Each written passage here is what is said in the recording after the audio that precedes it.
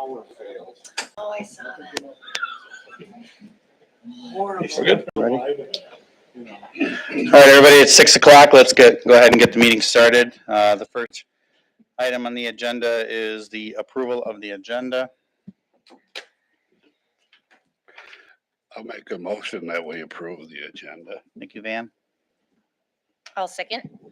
Thanks, Marcia. We have a motion and a second to approve the agenda. All those in favor say aye. Aye.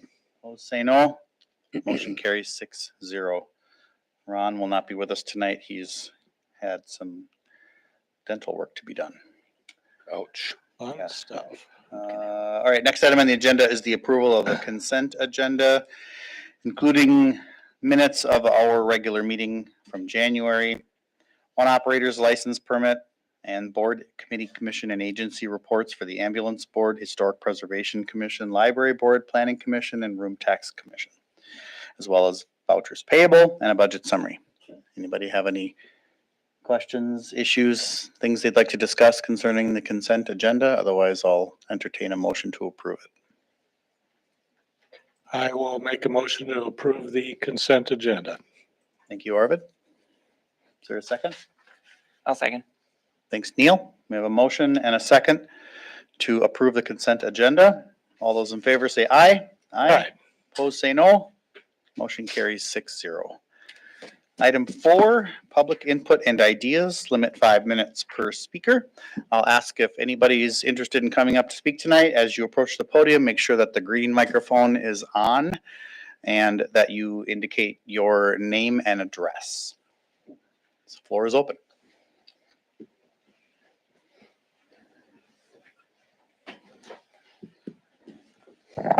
Hi. Hi. My name's Carolyn Saunders. I know some of you.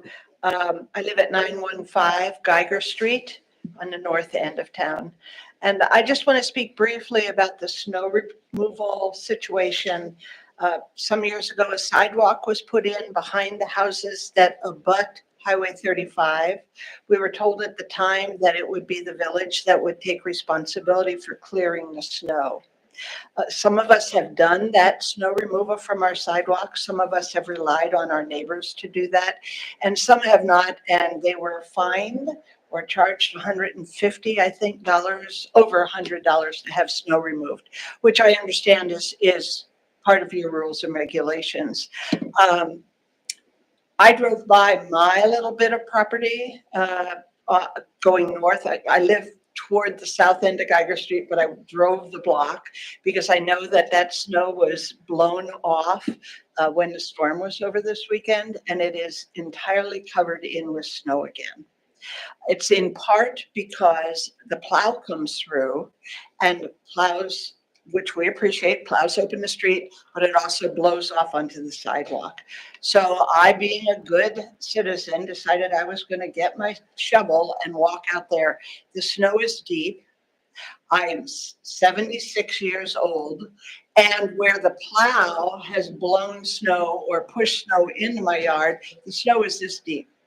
And I'm asking you to consider this situation. At one time, we understood that it was only, and in fact, that's what your newsletter from September says. The more current newsletter is not online yet, if there even is a more current newsletter. But this one says Village Code 186-6 requires, and then I'm going to move over some of the words, requires us to clean the snow and ice from the entire width of the sidewalk in front of the building within 24 hours after the cessation of snowfall. That's in the back of my house, not in front. And I don't have a sidewalk in the front of my house. And if I did, I'd remove the snow from it. So what you have put out in the newsletter does not match what your code is. 186-6 snow and ice removal has this horribly long sentence that says the owner, occupant, or person in charge of each and every building, structure, or unoccupied lot in the village fronting or abutting any street shall clean. Now, I can understand that the sidewalk on the back end of my house abuts the property, but it's not what you have put in the newsletter, which is what most people read. Most are not looking for the codes. In fact, I couldn't even find them until today because they're kind of buried in the website. So I'm simply asking for you to take into consideration what you said at the beginning when that sidewalk was put in. It was not put in for us. I'll guarantee you, I'm not walking on the sidewalk along Highway 35 in the back of my lot. It just doesn't happen. My one neighbor has a dog, and she walks her dog along that sidewalk, so it is used. But it's very difficult to keep that open. It's a highway. We want the highway to be open. We're getting snow pushed over onto the sidewalk.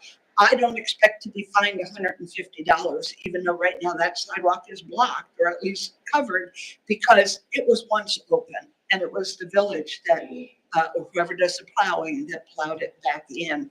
And the idea of older people having to walk through a length of backyard through deep snow, 7 inches, and now even more as you go up the embankment to the sidewalk, it's almost impossible. So, thank you.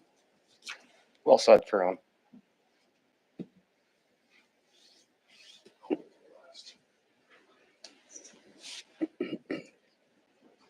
Good evening. Hi. Abe Webster, 913 Geiger Street. I'm actually Caroline's neighbor. Snowflower. From, right, from what I'm understanding, what I remember when the village put in that sidewalk was to get kids off the street. Completely understand.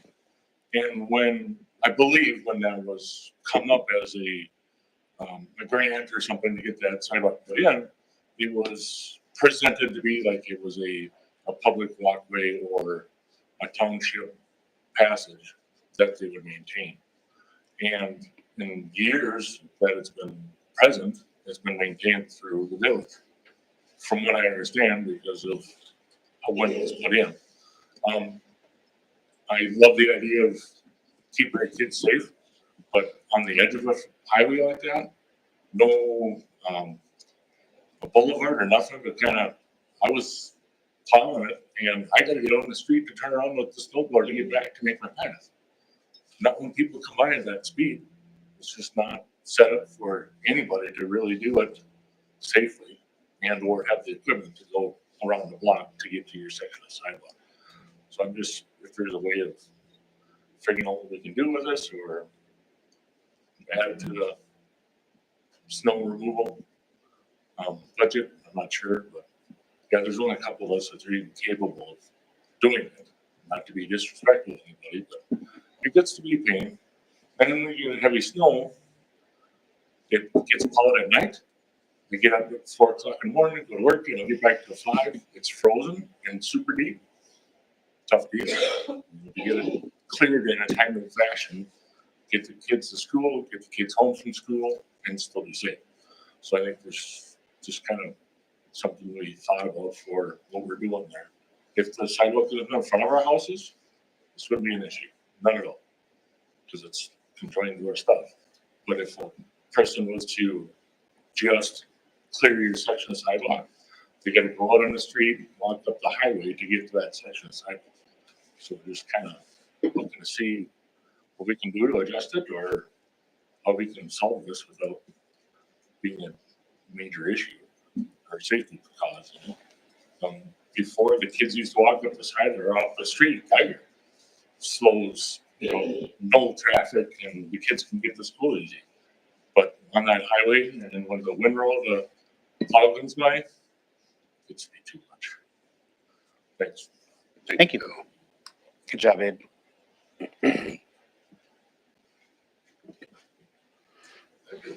Hi, I'm Shelley Campo. I also live on Geiger Street, 917, in the middle of the block next to Caroline on the other side.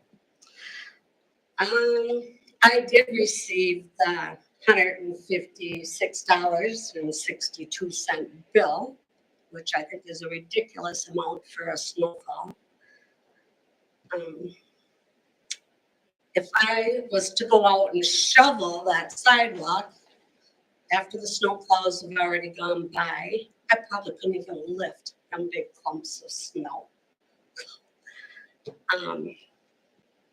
I don't think that it's fair that we pay $156 for one snowplow, which I don't know that I'm even gonna pay it.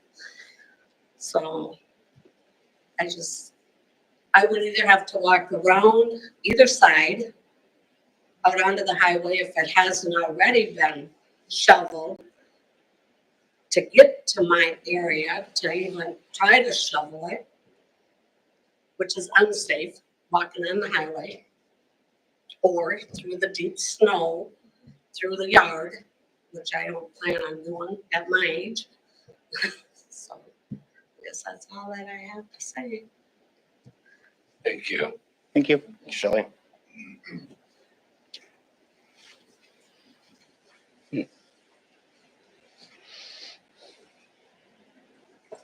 My name is Doug Strain. I live at 923 Geiger Street. I was here last year, 1 year ago in front of you. I don't know if you were all on the board. I presented to every one of you that were here the same issues that everybody has talked about, that this was going to happen. All right. I've been in public works for over 30 years myself, so I understand the complications of what this is being presented. And I said that this was going to happen. You have a walkway that's right butted up against the highway like that, and all the road salt is going to make that snow heavy. It's also not good for the sidewalk. You're having the public that's going to have to remove the snow by hand. That's meant to be removed by commercial equipment. Because that snow and stuff is going to be on there. It's going to be 10 times heavier once that's mixed with salt. I'm removing it with my snow blower, and it's struggling to remove that snow as it is right now. I mean, my belts were squealing the last time pretty good with it. I've also talked about a meeting with Devin and Public Works. I've given them some ideas that might work. I don't know if you guys, any of you have heard any of those ideas that might help with the solutions. I know why you are not doing the sidewalks, because they do not have enough time to do all the removal within the time constraints that the ordinance has put upon itself for Public Works to meet those constraints. Now, I think that there should be some picking and choosing, that there are certain sidewalks that Public Works should be able to do. And that should be one of the sidewalks that Public Works should still be doing. Now, back when the decisions were being made, when that sidewalk was put in, there was not a lot of discussion. Now, there's not a lot of record keeping on them discussions. But since it was put in behind the properties, I can understand that if a house was there and the sidewalk's put in at the same time, that everybody would understand that that would be taking care of that sidewalk, being the owner of it. But if a house is there and then 60 years later, the sidewalk is now put in, then Public Works is going to take care of it for 3-4 years. And all of a sudden upend and say, no, we're not taking care of it. That really doesn't go well, in my opinion, when the Public Works or any kind of government entity is taking care of something for so long that's grandfathered in, that they should stay taking care of that that should not happen. Because what's the next project that's going to happen? And they want, and they take and put something in, all of a sudden say, oh, I'm not taking care of it. You know, the citizens can't do the same thing if they have something. You know, we can't sit there and all of a sudden say, well, I can't, I'm too old, or I can't afford to take care of the sidewalk. Public Works is going to take care of it now. We can't do it, so like should the government be able to do the same thing? It was put in by government money. It should still be maintained by government money. It should not be handed off back over to the citizens to take care of it. We didn't have any say on it when it went in, because I think that was understood that when it was behind our houses. That wasn't really fair. We didn't have much to say about it when it went in. It's just kind of how I felt with that one. We didn't get to say. There wasn't a lot of discussion. And I think, Gavin, weren't able to find anything on the conversations that went on back in the day, or any record keeping for it. So unfortunately, we don't know what was exactly said and by who. But we do know that Public Works has been taking care of it for 3 years, and that's kind of how we knew it. So we had no reason to believe or be prepared to set up our own properties to take care of that. Like I said before, is there's no access for anybody in the middle of that block. And that's unsafe. You know, I shouldn't have to take my blower and go down the sidewalk, go down the middle of the street to go have access. I've got the most linear sidewalk of anybody on that block. Nobody else has any more than I do. And when those plows come by, they take all this snow and they put their windrows right up on that sidewalk. Just a lot of snow. And granted, we only had about 7 inches, but if we were to have a 10-inch snowfall, that's going to be a son of a biscuit for me to take care of. And I really don't enjoy throwing all that sand and salt and mixture of whatever they're throwing on the streets into my yard. That kills all the yard. And I know it's the policy not to throw it back on the street, but then I'd rather put it on the street than put it in the yard and have it kill all the yard. But that's just how I feel. And I did get a fine the last time around because you did put out in that paperwork the last notice that it said in front of it. I thought, oh, great, maybe they changed the policy that they are saying that only in front of your property. Then all of a sudden you read in the bill that you actually put upon the property. So my question is, which is it? Are we having it this way or are we having it this way? So I ask that question. Thanks, Doug. Thanks, Doug.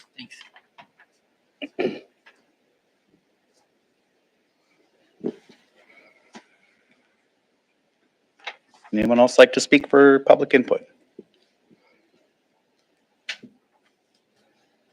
Okay, we'll move on from that section to item 5, staff reports.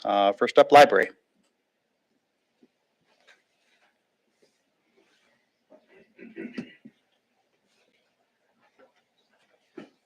Good evening, everybody. Diane. So in mid-January, I participated in the Wild Wisconsin Web Conference, which is a free online 2-day conference for librarians across the state. There were a variety of interesting and useful topics presented, ranging from human resources, library services, rural library partnerships, and library work as piecework. At the end of the month, I attended the annual report help day where IFLIS director John Thompson went through the annual report line by line and answered all the questions that we had about the report. And then from that, that's where you get the lovely graphic that you get. So that's where we get all of our end of the year numbers. But things were well for 2024. Circulation was up. And our programming was all up.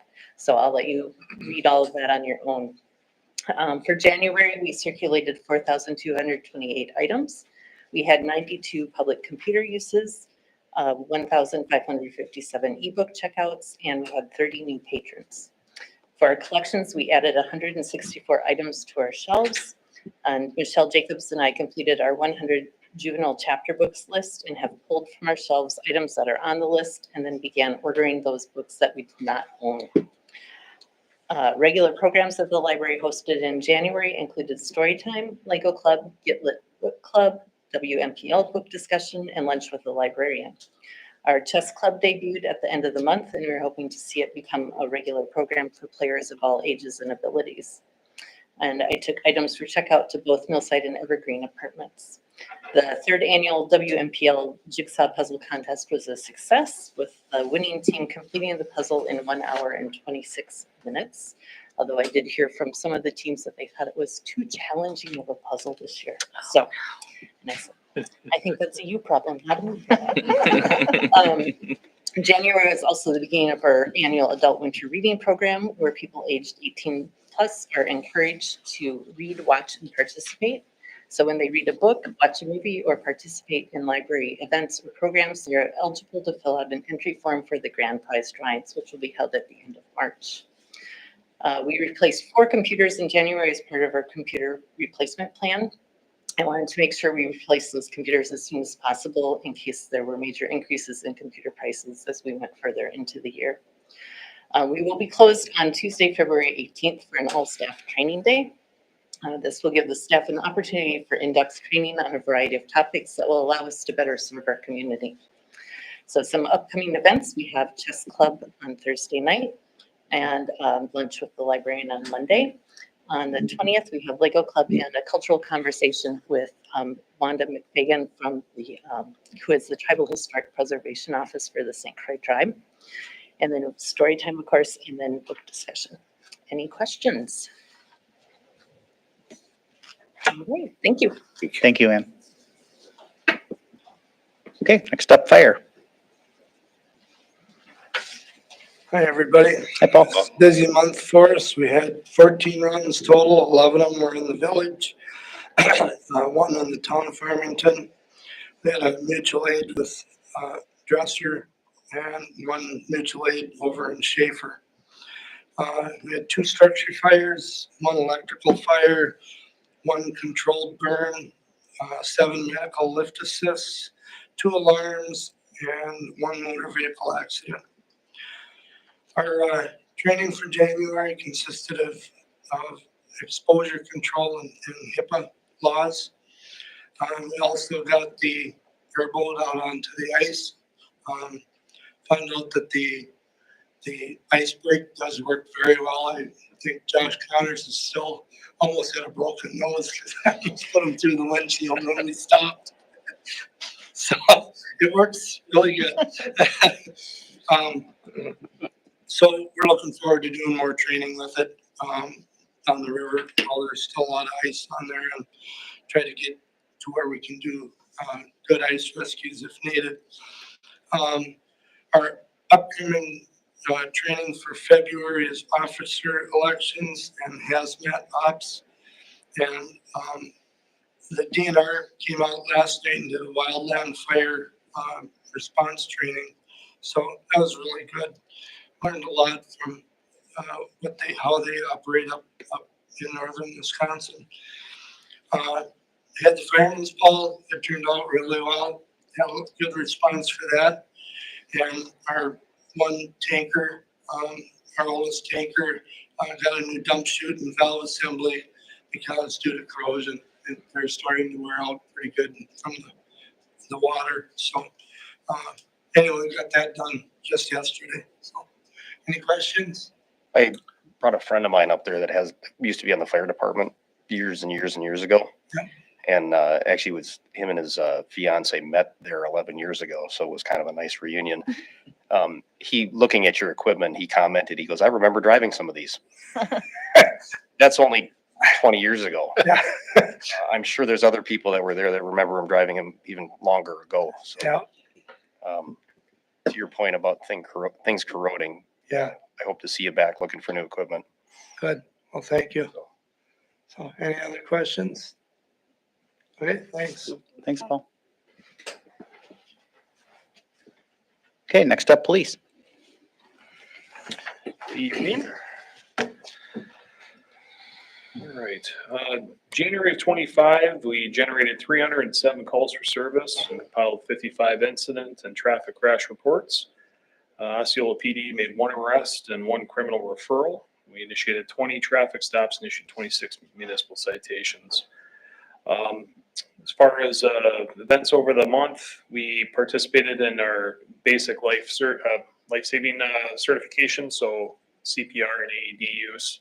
We did that with the Osceola ambulance, who happened to have the research training close by, so we jumped on that. I went to the 2025 New Chiefs Training Conference hosted by Wisconsin DOJ in Madison. Overall, it was pretty good. Picked up a few things. A lot of stuff I already knew, but it was good to meet some new folks and kind of do some networking and get some insight as far as our challenges. We were awarded a grant from Wisconsin DOT, which gave us a new PVT unit as well as new calibration equipment using dry gas instead of the liquid that we've been doing before. It makes a PVT calibration a little bit more accurate and quick versus having to warm up the liquid and whatnot. Otherwise, we responded to a traffic crash in the downtown area, which resulted in the arrest of a suspect for OWI fifth offense. We also investigated a theft by contractor incident involving a loss of over $12,500. We thoroughly investigated that and sent out a criminal referral in that matter after identifying the suspect. And currently investigating the recent graffiti at the train bridge. As of right now, we're thinking it happened Sunday, February 3rd, late from midnight to 8 a.m. Monday morning. So if anyone has any information about that, we'd love to meet up and talk about it just to help narrow our timeline down. So otherwise, Coffee with the Cop is looking to be held the 21st and the 28th from 8:30 to 10 o'clock this month. So any questions at all for me? Did January have 2 Coffee with the Cops or just one?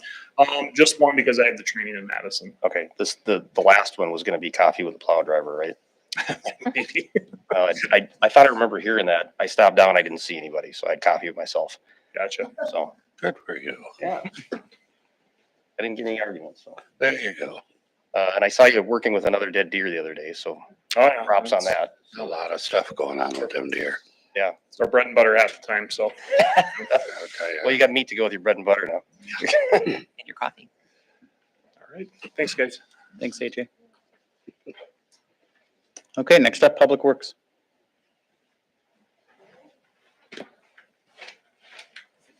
Good evening, everyone. Good job. So we were able to dive into some lighter maintenance programs. We're always trying to develop different strategies in case we have to walk away and commit to snow removal process. But some of those items, street light bulb and photo cell replacement and gateway, we're utilizing our truck and our program to eliminate any past contracted type things. So we're able to do them internally, eliminate hopefully roughly about $4,200 this year. Contracted services by us being able to take it on our own.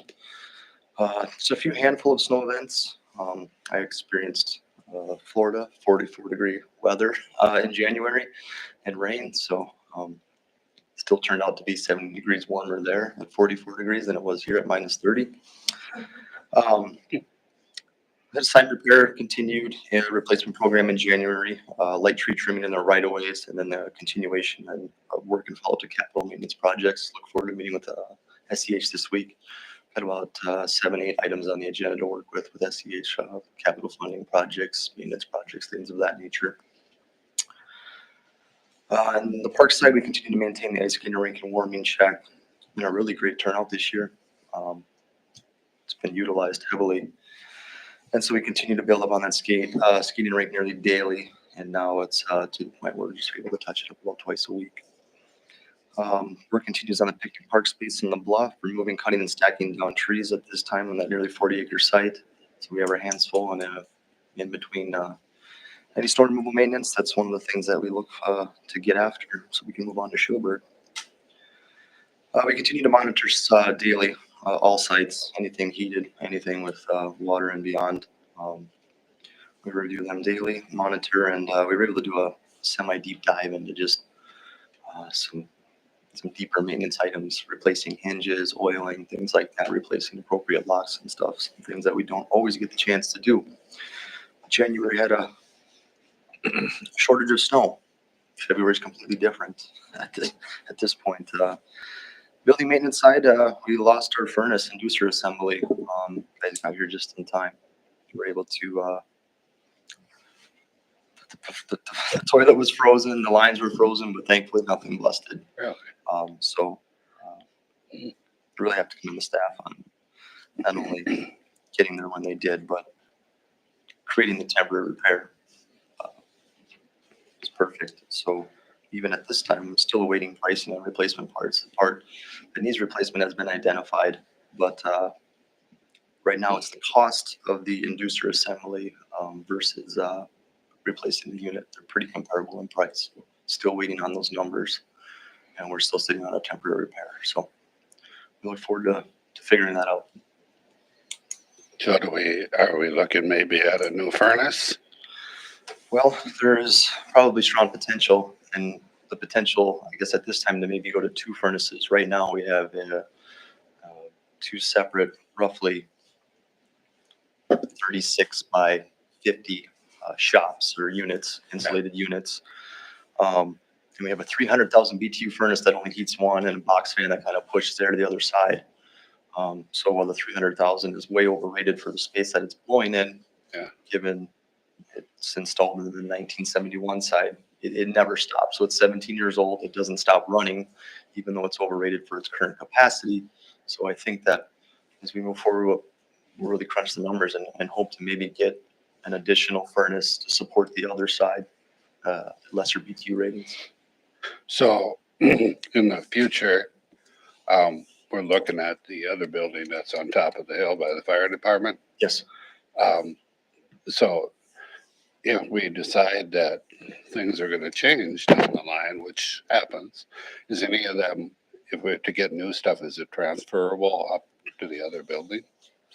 Unfortunately, I don't think that, well, so that space that we currently exist in will be a great opportunity for the utility department to move into. Right now, they have trucks parked up on top of that hill in that space. Yeah. They have a severe shortage of any heated storage space at all for vehicles and or equipment or to do really any work indoors. So that would be a space that that utility department would be able to move in right away and utilize. If we do at some time transition, we look at probably a more suitable solution for a heating source, whether it's infrared, or if we have to bust up the floor and put in drains, floor drains, it might be even more suitable to put in floor heating. Well, we gotta start talking about that. I got a couple of questions regarding the snow removal. Yes, sir. Was there a reasoning how you picked the ones to remove the snow from? There wasn't other than that they weren't completed. Are we addressing the remaining sidewalks that aren't done yet? We haven't at this time, only because of our current commitment to try to be ready for the next snowfall and beyond. Because I noticed there's a bunch more north of Geiger. You're correct. There's a fair amount up on Gateway area. And I do actually remember I think it's the hotel gentleman was here a few years ago. Yes. Those to me would have been ones that you probably should have, I would have thought you'd attacked first. After this latest snowfall? The other one was too, is that even like my cul-de-sac up there, that didn't get cleaned right away. Sure. There was a pass that was made through it and then it was left until the second snowfall. Sure. So I'm struggling with kind of how we, this kind of goes to the consistency and things I brought up before. I'm not seeing a lot of consistency here. Well, consistency for us is primarily our roads are, we're mainly focused on roads for this first. You were able to attack Geiger and Alton Gateway really quickly. Sidewalks? Yeah. And my cul-de-sac didn't get done. And now it's been a fair amount of days since, but nothing's been done up on, like I said, up by the Catholic Church. So I can appreciate what you're saying. I appreciate everything you do. I'm just not tracking this consistency here, and I'm disappointed on how this all was handled. So we haven't touched any private sidewalks after this last snowfall. We Well, you haven't didn't had to attack them build. the first time either. Okay, I see what you're saying. Well, because of at this point in time, we're only able to do those as time allows. Sure. And/or complaints, generated complaints from other residents.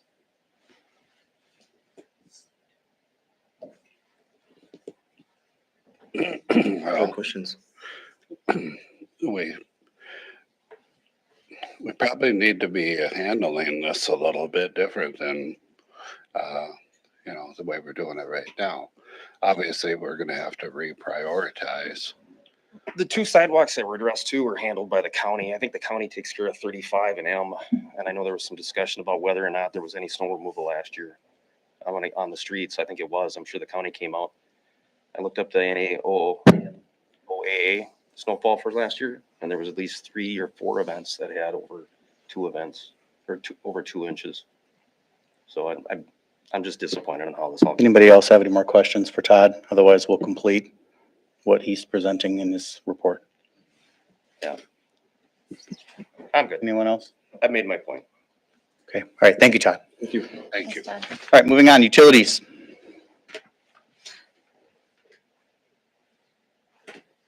Hey, good to see everybody.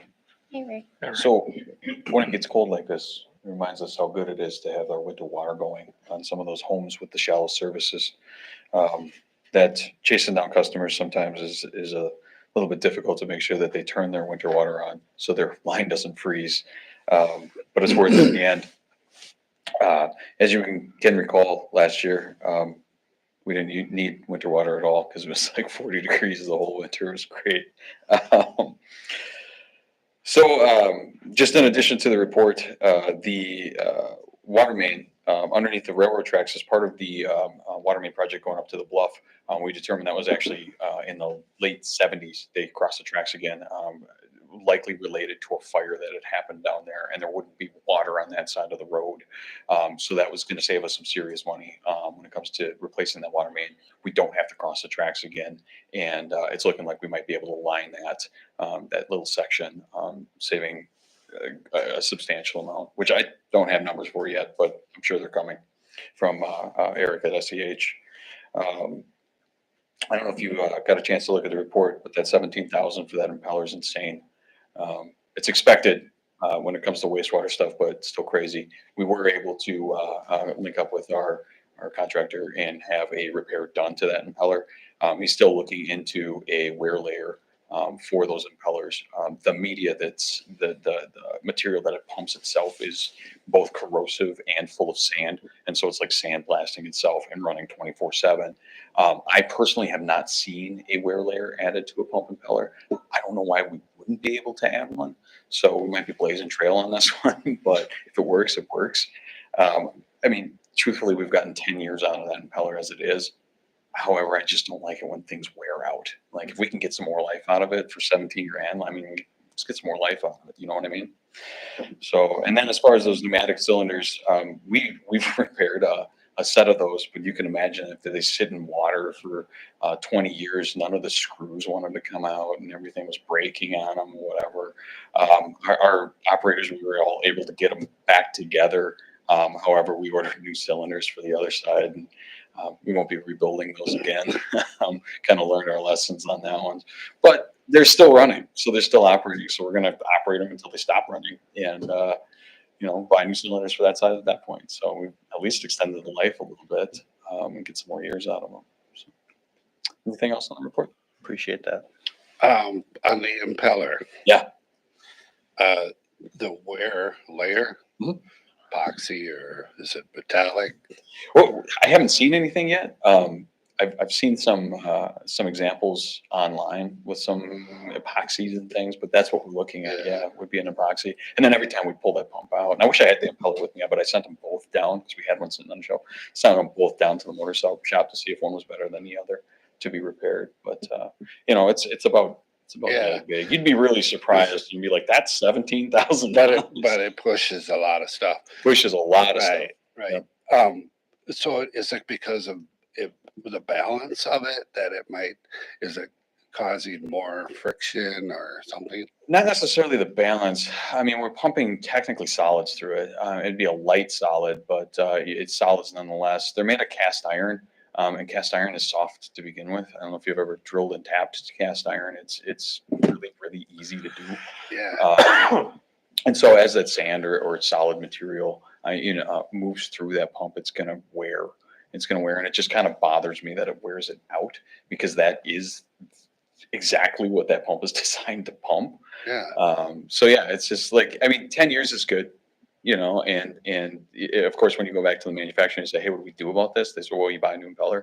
I don't like that option. That's what they say. Yeah, that's what they say. And I'm like, well, I mean, what else can we do? And so we're kind of looking outside the box and like, what can we do here? Well, thanks for doing that. Yeah. If it gets a few more years, that's awesome. Right, exactly. I know in like well casing and stuff, you can use epoxy on the interior of a well casing to make it last a little bit longer. It depends on some other things in there, but of course it's like Aquapox, I believe, is one of them. But it's all water safe stuff on the water side. Wastewater doesn't exactly matter all that much as long as it doesn't contain stuff that's going to leach out into your wastewater. But must be some sort of acid or something. I don't know what it is. Well, wastewater in itself is pretty corrosive to begin with coming in. I mean, you know what it is. So anything that anybody puts down the drain is where we're at. And this is technically a RAS pump. Yeah. So it's activated sludge that's settled out. So it's the bugs that we use to digest the waste products. So they're settled out and then concentrated in the bottom of a clarifier and then pumped out the bottom. The pump itself runs about 200-ish thousand gallons a day through it. Quite a bit. Yeah, it's quite a lot. But for 24/7, wow, 365, it never shuts off. So we have two of them, so we just flip flop them out. But if we have to flip flop them out and put a coating on it, we'll do it. If it means we're going to get a few more years out of it for that price. Well, it's interesting because the public doesn't know half the stuff that goes on. And it's all And behind the scenes. It's all behind the scenes, and this is where money is being spent. Or saved in this And case. this is the budget. Yep.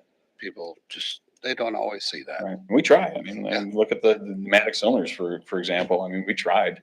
Yeah. And we got them going again. Right. It's just the fact of the matter is it's just not going to last, and it's probably not worth trying it on the other ones. Huge. Yeah. So, Rick, publicly, thank you for the tour.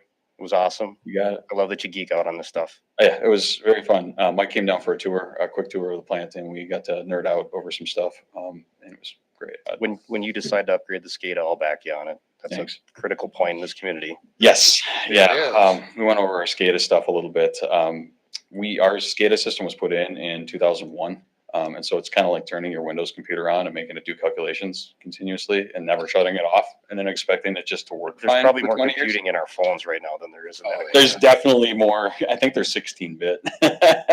There's definitely more in your phones. I think my Sega Genesis when I was a kid had more computing power than those things. Yeah. No, Rick touched on it a couple of times here, but the amount of work that you guys go into saving money down there is great. Thanks. And it's things that the average person wouldn't understand. So it's and 17,000.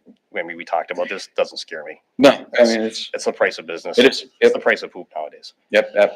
And like I said, it's not surprising. It's not a surprising amount of money to me in this wastewater industry. But if we can get it to last longer, we're game. Yeah. Yeah.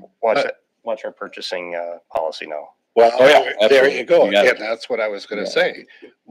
We had to adjust those numbers because of look at some of the things. But You could lay $30,000 out in a heartbeat.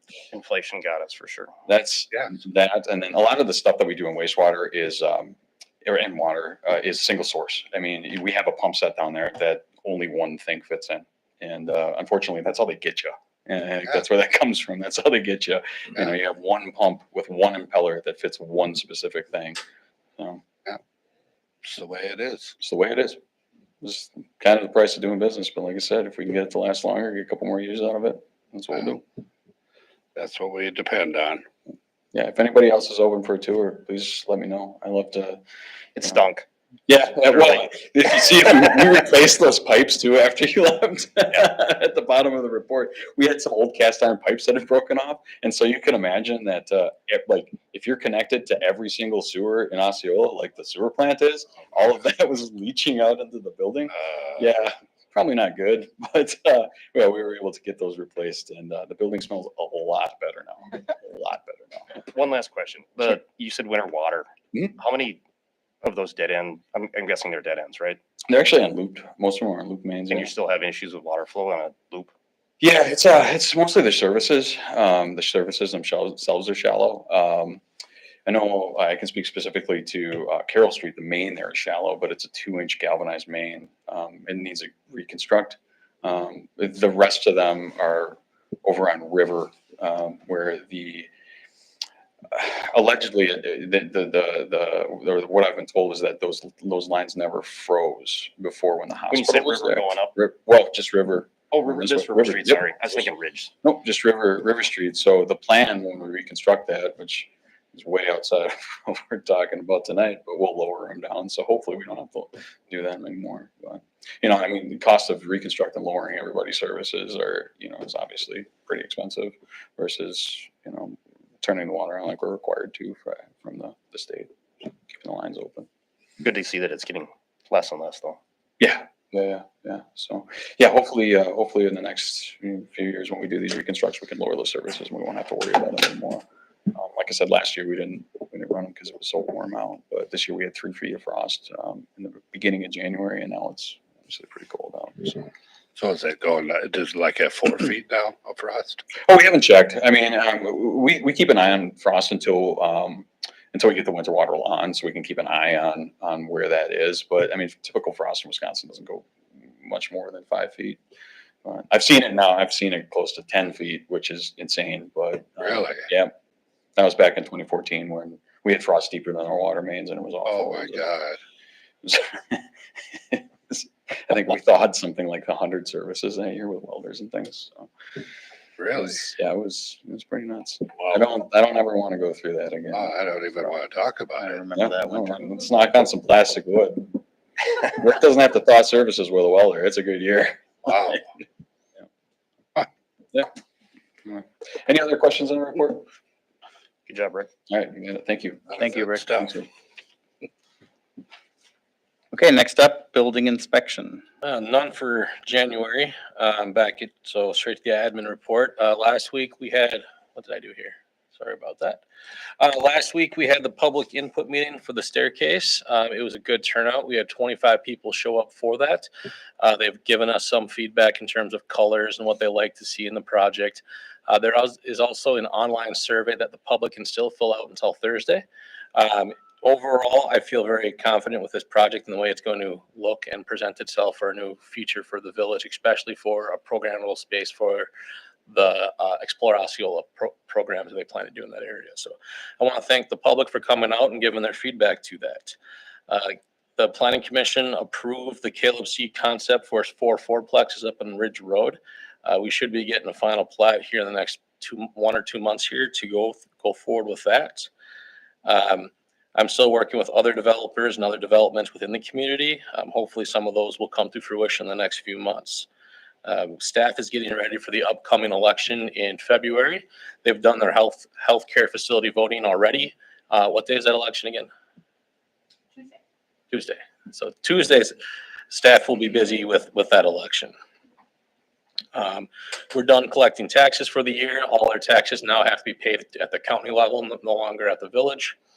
I have a meeting with the DNR, with the Wisconsin DOT and the Minnesota DOT this week after follow-up meeting for the 243 trail for the bridge reconstruct.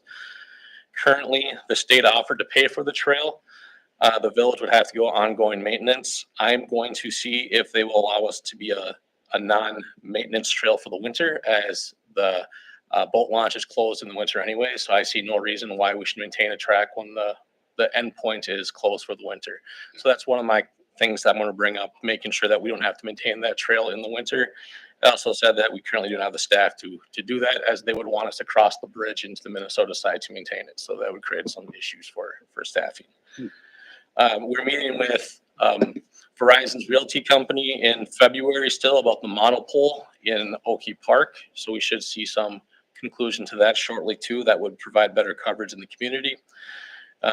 Thursday, Todd, Rick, and I are meeting with the new SEH engineer for our village, and we're going over some of the projects that we have upcoming and some of the ideas that he might have for our community too, such as some of the items we've been talking about in Planning Commission regarding additional secondary use structures and smaller lot sizes. AJ and I met with the school to talk about a school resource officer position. We're currently drafting a job description for this. We feel this would be a good, for lack of a better word, resource for the community to have a better connection with the school too, and providing something that would allow us to have some summer coverage for our department at a lower rate for additional officers with that. And I just want to pass on that, Public Works got two people called and compliment how well the job they did removing the snow with their trucks 2 weeks ago. So good work, Public Works. Devin, on the monopole, is that going on one of the light towers over there? That's what the site selection's for. We're gonna try to figure out where the best place is for that. It might be where it's at the old bus garage, or it might be one of the light poles. It's gonna be where they can best run the electrical line. SEH is bringing their engineer that specializes in this with them to that meeting, so we can better understand what we're looking for and what's best for the village. So that's another good reason we switched into SEH for that, is they had people that strictly work on this. So when you say bus garage, we're still talking Oki Park down here? Yep, the old one. That old bus Yeah, garage, that not one, that yeah. old bus Not garage. that old. Oh, that's true. Yeah, we have a few old bus garages. Yeah, I'd be concerned about the light towers over at the the old high school field, just because from a structural standpoint, they've got to be getting older. Oh, they would replace it totally and put their own monopole up. It would not be on. Okay, they're not talking about putting on top. Okay, good. No, it would be, they would have to come in and replace it at their own cost. So there's many things that the SEH engineers have talked to us about of things you can do with these type of things. So we're very confident going forward of what we might be able to achieve with this agreement. Yeah, and that was my point when we were talking about the, Rick wasn't at that meeting, but talking about using an engineer to help us draft up the right way to get better cell signal in town. And Well, it's not so much with a cell phone, but what's best interest for the village in terms of. I'm going to suggest they probably have some insight on that too. I've worked with SEH; they're very capable. What onto the stairway? So once this color selection's done, do we have a bid date when it's going to go out for bid? I told Drew that we need to push it and get it out here in March. Hopefully he can do that. Sure. So then it bids in March. April would be the selection. Sure. And then plan for late summer construction. We have the money until December 26th. So if there's some lingering things that need to be done, they can be done in the spring or summer of 26. Yeah, we can get the bulk of construction done now and then do some cleanup in this. Yep. And then one Sure. thing we're looking at to see if we can still maintain that overlook spot where the current staircase is. You would desur the stairs and see if that's still structurally sound or what the lifespan is of that to see if that's something that's still usable or not too.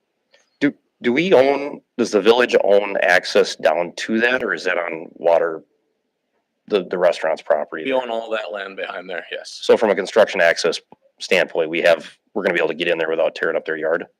That's village owned land, yes. Okay. And I'm planning to have a meeting with, once we get some of these things figured out, we plan to meet with the watershed and kind of give them the timeline days of, we might be delivering goods and services, just. Yeah, I'm sure there'll be some road closures and stuff like that. So we're making sure we're working closely with them. I'm still trying to set up a first meeting to kind of introduce them to the full project and issues that they might have with the layout, and how it might affect their business too. Yeah. A couple of add-on thoughts too. There's gonna have to be some sort of a laydown area when we do this, and maybe this is a conversation for Drew. There's an excavator and a couple trailers sitting over in that Sioux Line parking. Is that part of like Public Works project with that digging? Up on across from Quick Trip up there? No, Depot Road. I don't know, I think, Second Avenue? Second, sorry. Boring equipment on Second Avenue, yeah. That's Northwest Communications. Yeah, I that's believe. Northwest Communication stuff. That- That's their Across from boring. the old Denny's, is that Second? That's Depot Road. Yeah, Depot. That equipment is staged there for the work being done on Second Avenue. Oh, it's for Second Avenue. Okay, I'm sorry. We've talked to Drew about some areas, especially we own the land behind the Dairy Queen. Sure. That might be an area to stage to, is close to the site. That's one thing we're still working on is where the staging area is going to be, as that's a very high traffic area and hard to get materials in. We know we're gonna have to use some of the front parking spots in front of the watershed to unload some of the items that we'll need to. Well, you'll have a crane in there, I'm sure. Yeah. I just thinking about what AJ's dealt with here recently with vandalism and stuff. That's probably something to either address it with the contractor or us putting cameras up or something to stop people from vandalizing that stuff. I think there's at least 3 flock cameras on that block alone. Well, if Andrew's still looking for people who painted the bridge, I'm gonna suggest we should probably do something else. Mhm. Yeah, I guess I thought I had one more, but it's escaping me now, so. Glad to see it's moving forward. Yeah, we're excited for that project. And the old stair will stay open the whole time. Yes, there will be probably a short time where we'll have to close them when they're connecting the new staircase to the thing. So it'd be a very minimal closure, but we're trying to minimize that as much as possible. Anybody else have anything for Devin on administration? Okay, do we have anything for Chamber of Commerce Main Street? No, Wyatt had no update for me. Got it? All right. Moving on. Item 6 on the agenda, other business discussion and possible action regarding 6A, Albrightson Excavating final payment request for Simmon Drive.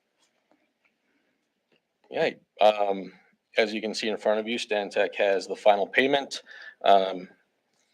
At this point, I just recommend we make the final payment and we accomplish something that some people thought would never be done. So congratulations. Did we get all the closeout documentation, the warranties, the test reports? All that has to be submitted with our grant. So, and the grant's not due to, our grant submission is not due until June, correct? And then, so are we just waiting on anything else for that Certification. certification? And then we can submit the grant paperwork once we have that.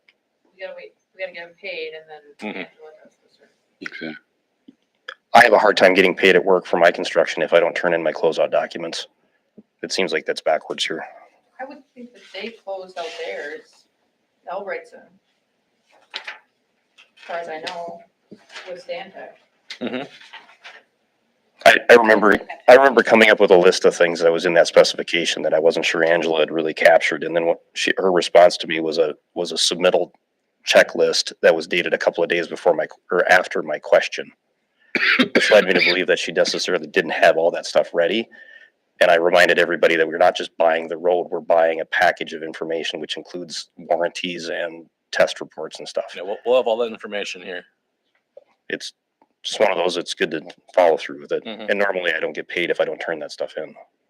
So I'm good, thanks. Just so you know, I don't think you paid Stantec. No, It isn't necessarily Stantec's, it's Stantec's responsibility to make sure that the contractor follows through with it, but it's the documentation that comes from Albrightson. We are looking for a motion to recommend payment to Albrightson. I'll make that motion myself. I second.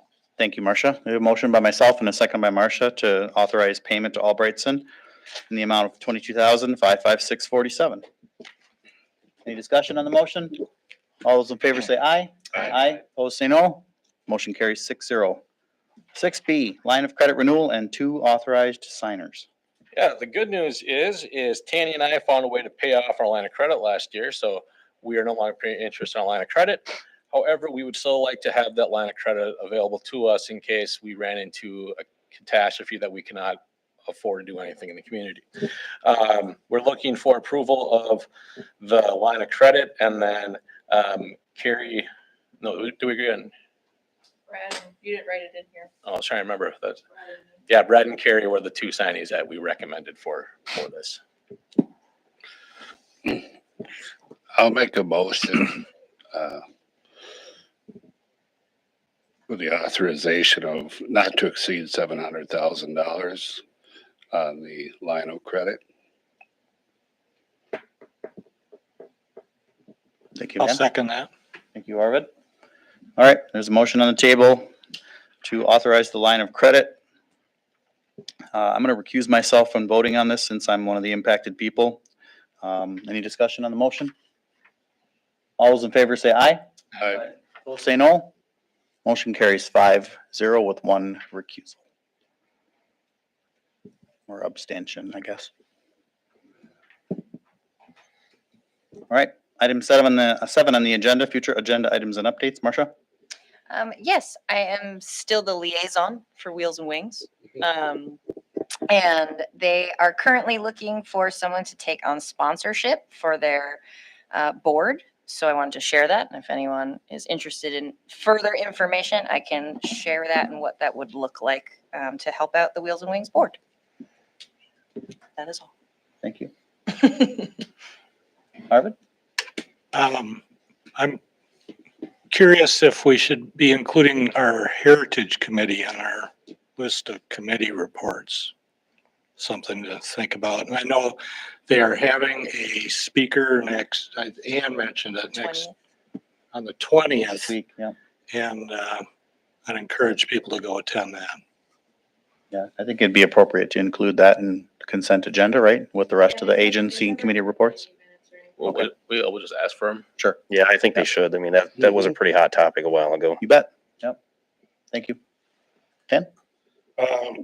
Just to mention again about the unfinished business with the cemetery and all that going on. Is there any way we can make this, like, move a little bit, get a response out of them or however? Why don't we just put that on March? Yeah, we just followed up with them this past last week. And they're having their annual meeting and we should hear back from them in a week or 2. Okay, that's, Yeah, I know that there's been some communication too, so we can Right. plan to put that on March unless there's nothing to communicate, and then we'll just toss it off. deal. Thanks, Sam. Thank you. Is there a deadline for write-in candidates It would be the Friday before, so Friday. this Friday? From primary. Yeah. Yes. Not so the general. I'm sorry. The Friday before April 1st. That's when the write-in would be required. Okay, perfect, thanks. General Yes. election for this board. For the spring election. Yes. The Friday before the 1st. I don't know what that would be. I'm looking right now for you. That's when. I that's would, for some reason, I was thinking it was in February, like it was, March 4th, it'd be, no, it'd be, March 28th. Yes, that Friday is when they're due to be registered write-in. I'm good.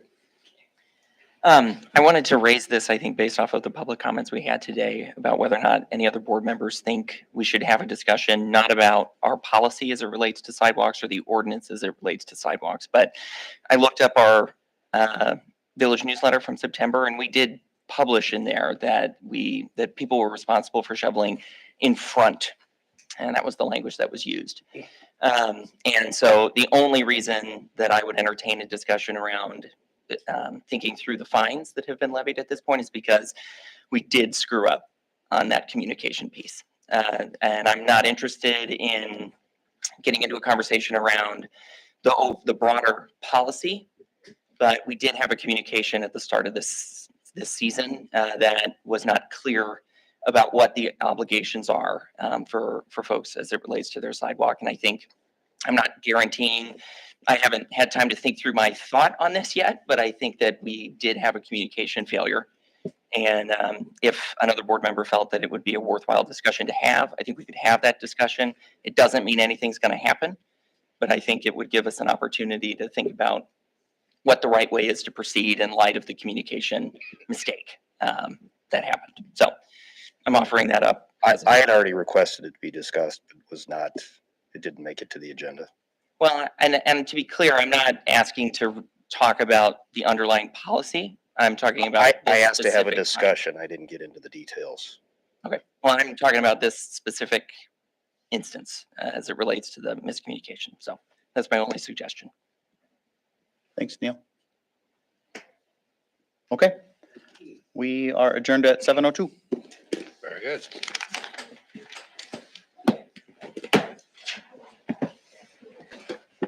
I'm gonna be out tomorrow. I'm taking care of my son. So. Thank you. I'll turn this in later.